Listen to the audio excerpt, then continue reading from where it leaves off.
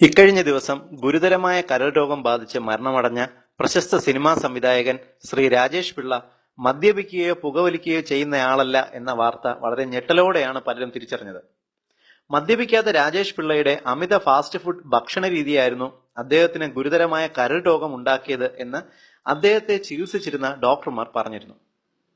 ദിവസം 30 ഗ്ലാസ് കോള വരെ കഴിക്കുമായിരുന്നുവെന്ന് അദ്ദേഹത്തിന്റെ അടുത്ത സുഹൃത്ത് അഭിപ്രായപ്പെട്ടിരുന്നു.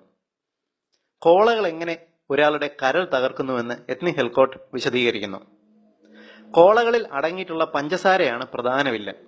ബ്രാൻഡിന്റെ പേര് ഏതോ ആയിക്കൊള്ളട്ടെ, ഏത് കോളയിലും ഒരു ക്യാനിൽ 39 ഗ്രാം പഞ്ചസാര അടങ്ങിയിരിക്കുന്നു.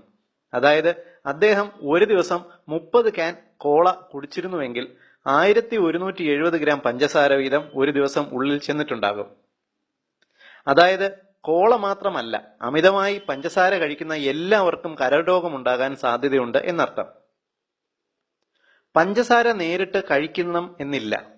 ഐസ്ക്രീം, മിൽക്ക് ഷേക്കുകൾ, കേക്ക്, പേസ്ട്രികൾ, മറ്റു മധുരപാനീയങ്ങൾ, സോസുകൾ ഇവ പതിവായി കഴിക്കുന്ന എല്ലാവർക്കും കരൾ രോഗം ഉണ്ടാകാനുള്ള സാധ്യത നിലനിൽക്കുന്നുണ്ട്. പതിവായി പഞ്ചസാര കഴിക്കുന്നത് മയക്കുമരുന്നായ കൊക്കൈനേക്കാൾ 8 മടങ്ങധികം ലഹരിശീലമുള്ളതാണ് എന്ന് പഠനങ്ങൾ സൂചിപ്പിക്കുന്നു. നിങ്ങൾ എല്ലാവരും ഈ അറിവ് മനസ്സിലാക്കണം. കുട്ടികളെയും യുവതലമുറയും ബോധവാന്മാരാക്കണം.